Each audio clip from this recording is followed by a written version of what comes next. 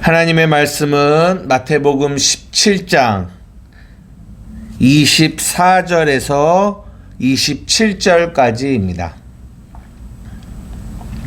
우리 찾으셨으면 한 목소리로 함께 하나님의 말씀을 읽겠습니다. 시작. 가버나움에 이르니 반세겔 받는 자들이 베드로에게 나와 이르되 너희 선생은 반세겔을 내지 아니하느냐? 이르되 내신다 하고 집에 들어가니 예수께서 먼저 이르시되 시몬아 내 생각은 어떠하냐? 세상 임금들이 누구에게 관세와 국세를 받느냐?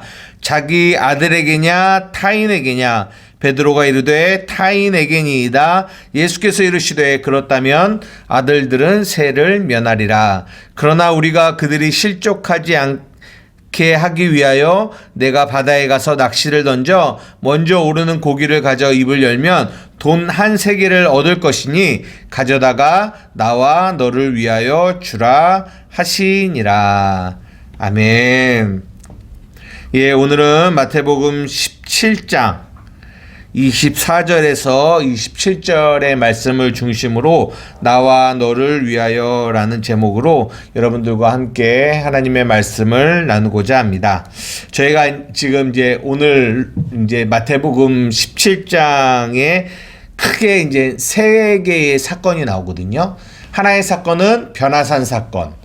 그리고 두 번째 사건은 예수님과 세 명의 제자들이 변화산에서 내려왔을 때 그 밑에서 어떤 간질병 걸린 아들을 데리고 온 아버지가 고쳐달라고 하는 그 사건.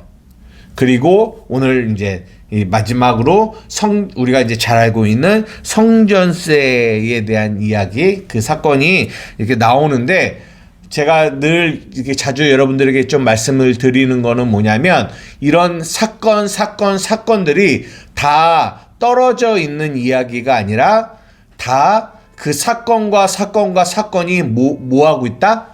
연결되어져 있다라는 것들을 여러분들이 항상 성경을 읽고 통독하실 때마다 그런 부분들을 항상 염두에 두고 성경을 보셔야 된다라는 거예요.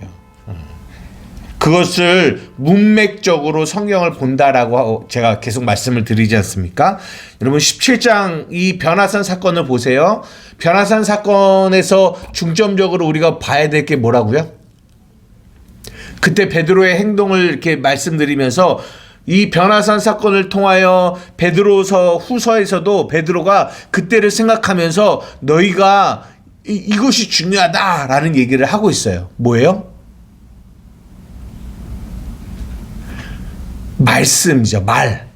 그러니까 베드로는 어떤 변화산 사건의 현상만에 막 집중하고 있었는데 하나님은 그 변화산 사건을 통하여 뭐라고 말씀하시냐면 너희는 그의 말, 그 말씀을 들어야 된다라는 얘기를 하고 계세요.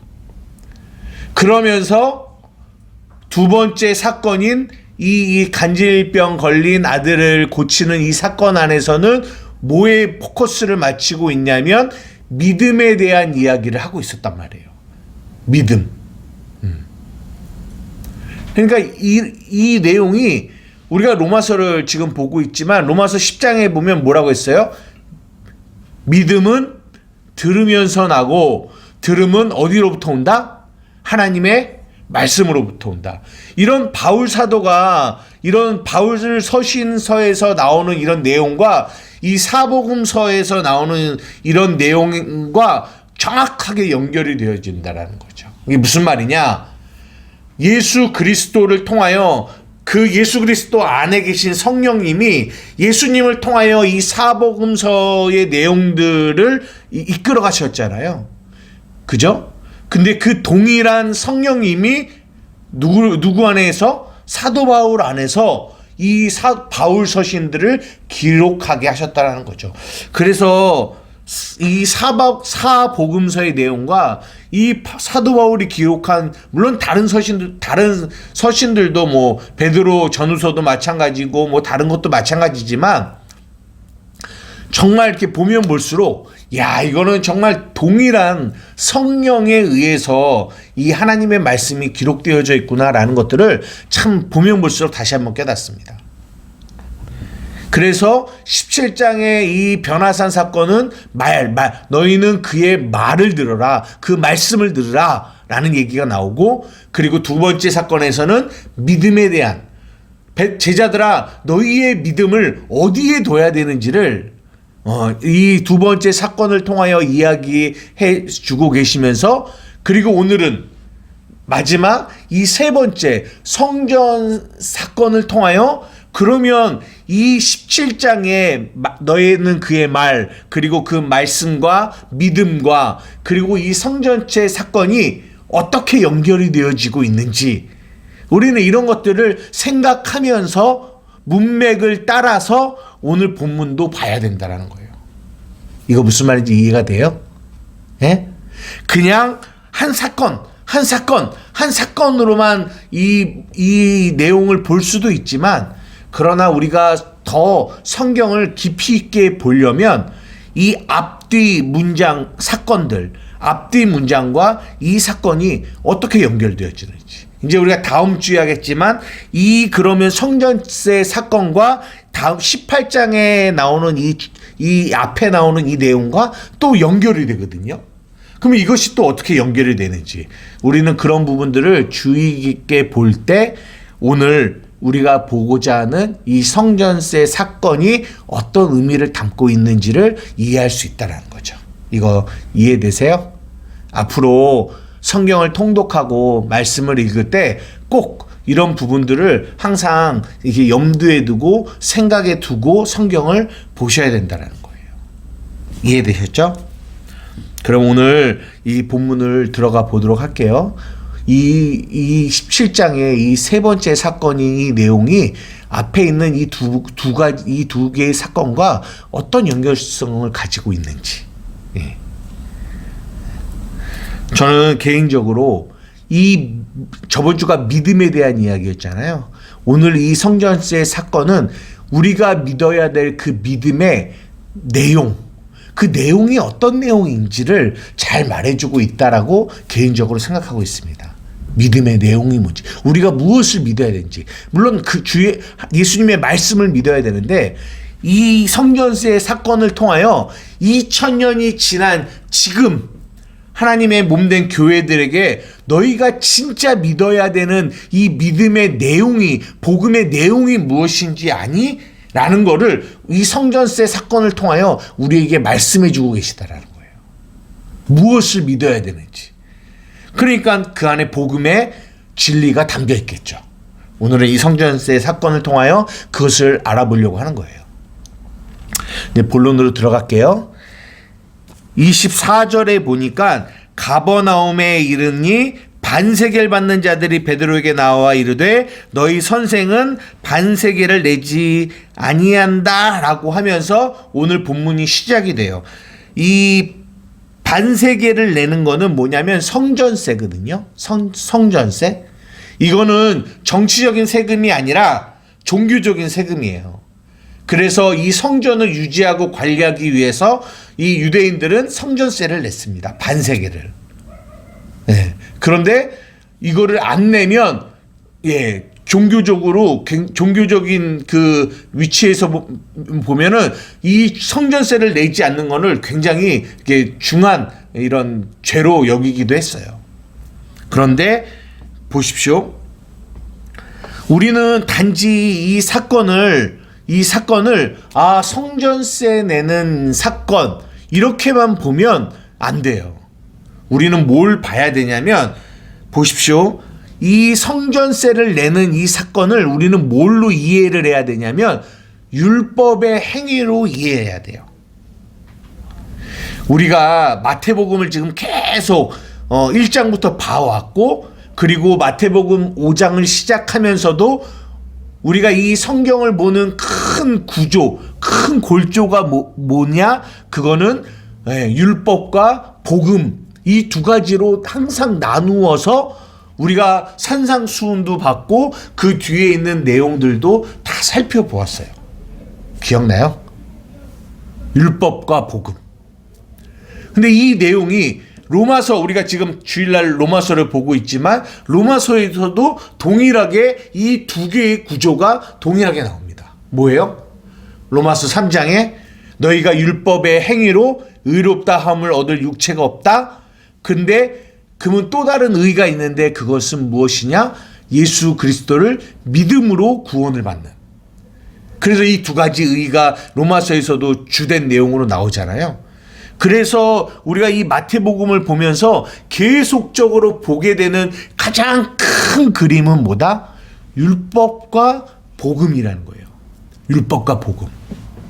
근데 이 가버나움의 반세계를 받는 이 성전세를 거들어 다니는 이들이 누구에게 왔냐면 예수 베드로에게 나와서 뭐라고 하냐면 너희 선생이 왜 성전세 안 내? 라고 물어보는 거는 이 말에는 굉장히 중요한 어떤 의미가 담겨 있어요. 그게 뭐냐면 이 반세계를 받는 자들을 성경은 어떤 위치에다 두냐면 마귀에게 속한 자들.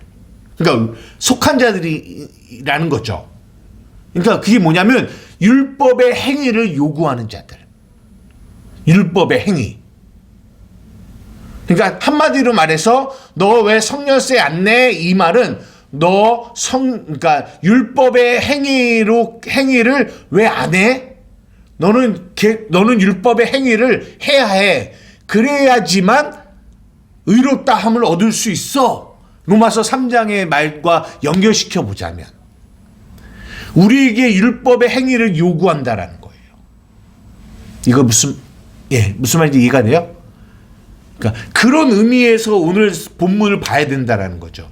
그랬더니 베드로가 뭐라고 하냐면 아니야 낼게. 그리고 나서 집으로 들어가요. 그랬더니 예수님이 뭐라고 하냐면 25절에 시몬아 네 생각은 어떠니? 세상 임금들이 누구에게 관세와 국세를 받니? 자기 아들에게니? 타인에게니? 그랬더니 베드로가 뭐라고 하냐면 당연히 아들은 아니고 타인에게 받는 거죠. 국세와 이런 세금은. 그랬더니 예수님이 뭐라고 하시냐면 그래 맞아. 그렇다면 아들들은 세를 면할 거야 라고 얘기하시는 거예요. 이게 뭘 의미하는지 잘 아직 모르시겠죠. 아들들은 세를 면할 거야 그러는 거예요. 이게 복음이에요. 복음. 우리가 예수 그리스도가 이 땅에 오셔서 우리의 죄를 위하여 십자가에 죽으시기 전에는 우리는 뭐의 종이었냐면 율법의 종이었어요. 율법의 종. 율법에 매여 있었다고요. 그래서 이 24절에 이 성전세를 걷는 이들이 요구했던 이 요구. 너 성전세 내야 돼. 너 율법을 지켜야 돼. 너 율법을 지키지 않으면 안 돼. 벌받아. 저주받아. 이 율법의 저주 아래 있었던 자들이란 말이에요. 우리가. 그런데 복음이 뭐냐? 그런 율법의 저주에서 우리가 어떻게 됐다?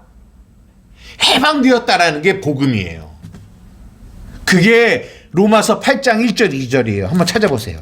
로마서 8장 1절에서 2절. 다 같이 읽겠습니다. 시작. 그러므로 이제 그리스도 예수 안에 있는 자에게는 결코 정죄함이 없나니 이는 그리스도 예수 안에 있는 생명의 성령의 법이 죄와 사망의 법에서 너를 해방하였다라고 얘기하세요. 여기서 너를 해방했다는데 그 너가 누구예요? 우리예요. 우리가 누구예요? 하나님의 자녀예요. 아들들이라는 거죠. 그래서 복음이 뭐냐? 이 예수님이 말씀하신 것처럼 아들은 그 세를 면할 거야. 그 세에서 해방된 거야 라는 거를 말해주고 계시다라는 거예요. 이해돼요? 그러면 지금 우리 하나님의 자녀들 영접하는 자 곧 그 이름을 믿는 자들에게는 하나님의 자녀 아들들이 되는 권세를 주셨어요. 로마서에 보면은 우리는 하나님의 자녀예요. 우리가 하나님을 아버지라고 부를 수 있는 존재가 되었다고요. 자녀이면 후사 하나님의 자녀란 말이에요. 여기서 뭐라고 해요? 그 자녀들은 세를 면한다라고 얘기해요. 그러면 물어봅시다. 자녀들인 우리는 율법의 행위를에서 우리는 해방이 됐나요? 안 됐나요? 해방이 됐어요. 이것이 복음이에요. 그런데 문제는 뭐냐? 여전히 교회 안에서도 이 성전세를 걷는 이들과 같은 이들의 요구가 끊임없이 교회 안에서 이루어지고 있다는 거예요. 뭐라고요? 너희들 율법의 행위로 의롭다함을 얻어야 돼. 예수님이 우리를 위하여 십자가에 달려 죽었지만 그거 플러스 알파로 너희들도 율법의 행위를 잘 지켜야 구원받는단다 라고 교회 안에서 이런 잘못된 거짓된 비진리를 전파하고 있는 이들이 있다라는 거죠. 이들과 성전세를 거두면서 베드로에게 말하는 이들과 같이 그들은 뭐예요? 복음을 왜곡하는 거죠. 하나님의 자녀를 미혹하는 거죠. 성경은 진리는 분명히 우리에게 뭐라고 말씀하시냐면 우리가 생명의 성령의 법이 죄와 사망의 법에서 우리가 해방되었다라고 얘기하는데 아직도 율법주의 안에 갇혀있는 자들, 아직도 율법의 행위 안에 갇혀있는 자들은 여전히 뭐라고 얘기하냐면 너희들 왜 성전세 내지 않니? 왜 율법의 행위를 하지 않니? 라고 한다라는 거예요. 그런데 여기서 또 베드로는 연약한 교회의 모습을 보여주고 있어요. 뭐라고 그랬어요? 안 내! 우리는 아들이니까, 우리는 자녀이니까, 우리는 죄와 사망의 법에서 해방된 존재이니까 우리는 낼 필요가 없어 라고 말하지 않고 뭐라고 말했어요? 낼게. 이게 미혹되는 거예요. 미혹되는 거예요. 이런 모습이 갈라디아서에 보면 바울이 이런 베드로의 모습 때문에 베드로를 책망한 내용이 나오잖아요. 예수 복음 안에서 유대인이나 이방인이나 다 연합된 존재이고 하나인데 아직도 그 복음의 진리를 베드로가 알고 있었음에도 불구하고 그 이방인하고 식사하다가 유대인들이 오니까 그 이방인들을 떠나서 도망가는 이런 모습을 베드로가 보이니까 사도 바울이 뭐라고 하냐면 너는 왜 사도인 너가 하나님의 이 복음의 진리를 왜곡하는 행동을 하니? 라고 책망하는 모습을 우리가 볼 수 있잖아요. 잊지 마십시오. 여전히 이 땅의 교회들 안에도 이 바른 복음의 진리를 왜곡하고 미혹하여 지금도 여전히 율법의 행위를 통하여 그들에게 구원을 얻을 수 있다? 그렇게 왜곡하는 그런 거짓된 메시지들이 너무 많이 있다라는 거예요. 성경은 복음을 얘기하고 있고 복음의 핵심 내용, 우리의 믿음의 내용은 뭐냐? 오늘 예수님이 말씀하신 거예요. 아들은 세를 면하리라. 이것이 복음의 내용이에요. 이것이 이 변화산 사건 속에 너희는 그의 말을 들으라 라고 하잖아요. 그의 말, 그 말이 우리의 믿음이 되는데 그 믿음의 내용이 뭐냐? 아들들은 세를 면할 거야 라는 얘기가 오늘 성전세의 사건이며 17장이 그 세 개의 사건이 그렇게 연결이 되어진다라는 거죠. 그래서 신약의 이 복음의 내용들, 구약도 마찬가지지만 복음은 결국은 예수 그리스도의 십자가로 말미암아 우리가 아들이 되었고 아들인 우리가 율법의 저주에서 해방되어서 율법의 저주에서 구원받아서 이제는 우리는 그 저주에서 해방되고 그리고 세를 면하는 존재가 되었다라는 것을, 새 사람이 되었다라는 것을 우리에게 말해주고 있다라는 거예요. 이것이 복음입니다. 이것을 사도 바울이 갈라디아에서 뭐라고 얘기하냐면 갈라디아서 5장입니다. 한번 보세요. 갈라디아서 5장. 오늘 이 성전세 사건이 이 갈라디아서와 굉장히 밀접한 연결을 가지고 있거든요. 5장 1절입니다. 시작. 그리스도께서 우리를 자유롭게 하려고 자유를 주셨으니 그러므로 굳건하게 서서 다시는 종의 멍에를 매지 말라. 이 얘기예요.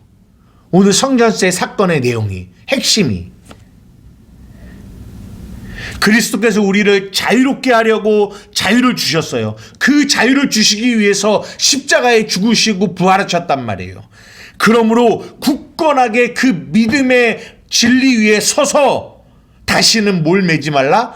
종의 멍에를 매지 말라는 거예요. 그런데 베드로는 그 믿음 위에 서지를 못한 거예요. 그래서 그 성전세를 내라고 하는 그 사람들한테 낼게 이렇게 말을 했다라는 거죠. 근데 갈라디아서의 이 바울이 우리에게 말하는 거예요. 굳건히 그 복음의 진리 위에 그 반석 위에 서서 너희들 이제는 절대로 종의 멍에, 율법의 멍에, 그 율법의 저주를 너희들이 그 안에서 해방되었다라는 이 복음의 진리를 받아야지 너희들 거기에 속으면 안 돼라고 말씀하고 계시는 거예요. 이해가 되셨어요? 복음의 이야기를 하고 있는 거예요. 복음의 이야기. 근데 이제 마지막으로 여기까지 이해가 되셨죠? 근데 마지막. 근데 참 이게 또 이렇게 의문이 가는 게 나와요. 여기까지 26절까지 하고 딱 마무리하면 너무 깔끔하고 율법의 저주에서 우리가 해방되었다, 자유하게 되었다, 이것이 복음입니다 라고 얘기하는 것까지 말하면 딱 좋을 것 같은데 27절이 나와요. 근데 굉장히 27절이 굉장히 난해해요. 한번 읽어볼게요. 27절입니다. 마태복음 17장 27절. 그러나 우리가 그들이 실족하지 않게 하기 위하여 내가 바다에 가서 낚시를 던져 먼저 오르는 고기를 가져 입을 열면 돈 한 세겔을 얻을 것인데 가져다가 나와 너를 위하여 주라 하시니라 라고 말씀하시면서 오늘 성전세 사건이 마무리가 돼요. 이거 들어봤어요? 이 성전세 사건 얘기? 보십시오. 그러나 뭐예요? 아들들은 세를 면한다라는 거예요. 성전세를 내지 않아도 된다라는 거죠. 그러나 우리가 뭐하지 않기 위하여? 그들이 실족하지 않게 하기 위하여 내가 바다에 가서 이렇게 낚시를 던지면 물고기가 한 마리 잡힐 거라는 거예요. 근데 그 물고기 안에 한 세겔이 있다라는 거예요. 그래서 그것을 나와 너를 위하여 그 성전세 걷는 자들에게 주라는 거예요. 그런데 이걸 읽으면서 이런 생각도 해봤어요. 아니 베드로가 한 세겔이 없어서 예수님이 이렇게 하라고 하셨을까? 왜 이런 방법을 사용하셨지? 먼저 궁금증은 우리가 아들들은 세를 면하고 본인이 아들임을 분명히 알고 계셨는데 그럼에도 불구하고 예수님은 그들이 실족하지 않기를 바라시는 마음으로 가셨다라는 거예요. 이 부분은 우리가 지금 보고 있는 로마서, 믿음이 강한 자와 믿음이 약한 자의 모습이 로마서에 우리가 배웠잖아요. 강한 자가 약한 자의 약점을 담당해야 된다라는 이런 부분, 그런 부분과 연결이 되어 있다라고 생각을 해요. 근데 그것과 더불어 이 성전세를 내는 방법이 굉장히 초자연적이에요. 평범하지 않아요. 그래, 이럴 수도 있죠. 그래, 저들이 실족하지 않기 위해서 내가 성전세를 그냥 낼게. 저들의 실족을 가지 않기 위해서. 그러니까 베드로야, 너 저기 제자들 중에서 돈꽤 맡은 자 있지? 걔한테 한 세겔 달라고 해서 나와 너를 위해서 줘라? 이렇게 말할 수도 있었어요. 아니면 베드로야 너가 가지고 있는 돈 있지? 그거 줘. 이렇게 얘기해도 어떻게 보면 더 자연스럽잖아요. 그런데 예수님은 너무나 초자연적인 방법. 참 어떻게 보면 비현실적이고 그런 방법을 사용하신다라는 거예요. 왜 그랬을까? 이 부분이 저는 이 성전세 사건을 묵상하면서 가장 많이 묵상했던 내용인 것 같아요. 왜 이런 방법을 사용하셨을까? 왜? 저는 아까도 말씀드렸지만 이 부분과 이 성전세 사건과 이 갈라디아서의 구조가 굉장히 이렇게 연결되어 있다라는 생각을 많이 했거든요. 갈라디아서에 뭐가 나오냐면 너희가 원래 율법의 종이었다. 그런데 우리가 아까 읽은 갈라디아서 5장 1절에 보면 너희가 거기서 어떻게 됐다? 자유를 얻었다. 너 자유인이 됐어. 라고 한 부분을 우리가 읽었잖아요. 그런데 갈라디아서는 여기서 끝나지 않고 그 다음 단계까지 얘기하는데 그게 뭐냐면 갈라디아서 한번 찾아볼게요. 갈라디아서 5장 13절이에요. 갈라디아서 5장 13절. 형제들아 너희가 자유를 위하여 부르심을 입었으나 여기도 입었다 근데 그러나를 써요. 입었으나 그러나 그 자유로 육체의 기회를 삼지 말고 오직 사랑으로 서로 종노릇하라 라고 말씀하고 계세요. 그러니까 갈라디아서의 구조가 그래요. 우리가 율법의 종이었다. 그런데 그 율법의 종에서 예수 그리스도로 말미암아 우리가 자유자가 됐다. 그러나 그 자유로 육체의 기회를 삼지 말고 사랑으로 다시 뭐하라? 종노릇하라는 거예요. 그럼 보십시오. 원래 율법의 종이었습니다. 근데 예수님 때문에 우리가 자유자가 됐어요. 그런데 다시 뭘로 돌아가는 거예요? 종으로 돌아가는 거예요. 율법의 종이나 이 구원을 경험한 뒤에 이 사랑의 종이나 뭐가 다를까요? 여기도 종이고 여기도 종이에요. 중간에 복음으로 자유자가 됐어요. 그러면 율법의 종이었을 때와 사랑으로 종노릇하는 이 종은 어떤 차이가 있을까요? 이것이 우리가 이 마태복음 17장의 27절에 이 예수님의 이 이야기를 말해주고 있는 거예요. 무슨 말이냐? 여러분 보십시오.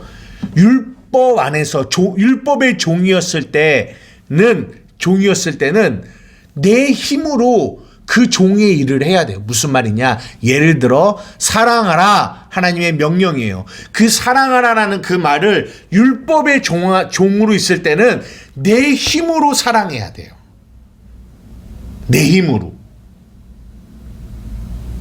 이게 율법의 종으로 있었을 때에 우리가 하나님의 명령을 지키는 거예요. 우리의 힘으로 사랑하려고 하는 거죠.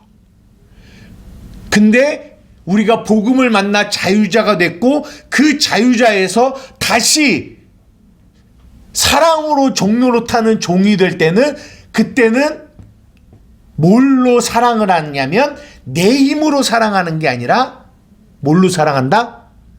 내 안에 계신 하나님의 사랑으로 사랑할 수 있는 사랑하는 존재가 되는 거죠. 내 힘으로 하는 거예요? 아니요. 하나님의 힘으로 사랑하는 거예요. 이해됐어요? 우리가 주일날마다 매일 부르는 거 있잖아요. 내가 그리스도와 함께 십자가에 못 박혔나니. 그런즉 이제 내가 산 게 아니라 내 안에 그리스도가 사시는 거예요. 뭐는 죽었어요? 율법의 종으로 살았던 옛사람은 죽었어요. 내가 그리스도와 함께 십자가에 죽었어요. 그리고 나는 예수로 다시 살았어요. 새 사람으로. 근데 그 자유자가 된 그 새 사람의 삶이 뭐냐? 내 안에 계신 그 그리스도가, 그 사랑의 완성이신 그리스도의 그 사랑으로, 그 사랑이 나타내는 삶을 살아가는 게 우리의 모습이에요. 잘 보세요. 그래서 그리스도인의 삶은 내가 나오는 게 아니라, 내 힘이 나타나는 게 아니라, 그런 내 힘과 내 노력으로 살아가려고 했던 옛사람이 죽고 오직 하나님의 힘으로 살아가는 존재, 그 새 사람으로 살게 된다라는 거죠. 그 힘으로 종노릇하고, 그 힘으로 형제를 사랑하고, 그 힘으로 이웃을 섬기는 일을 한다라는 거예요. 오늘 이 마태복음 17장 27절에 예수님이, 그런데 우리가 그들이 실족하지 않기 위해서 우리가 성전세를 내자, 율법을 지키자라는 거잖아요. 그런데 율법을 지키는 방법이 예전에 우리가 그리스도로 말미암아 하나님이 아들이 되기 전에 율법을 지키고 성전세를 내는 방법은 어떤 방법? 내가 벌어서 내 노력으로 냈고, 그러나 지금은 내가 아들이 되어 세를 면해도 되지만 약한 자들을 위하여, 그들을 실족하지 않기 위하여 내가 사랑으로 종노릇하면서 성전세를 내는데, 이 성전세를 내는 거는 예전에 냈던 거와는 다르다라는 거죠. 어떻게 달라요? 내 힘과 내 노력으로 내는 게 아니라, 여기는 뭐예요? 초자연적인 법. 다시 말해서 이거는 초자연적이라는 것보다는 하나님이 주시는 거죠. 하나님이. 더 정확하게 말하면 하나님의 말씀 안에서 나오는 힘으로 너는 성전세를 내라 라고 얘기하는 거예요. 성전세를 내라.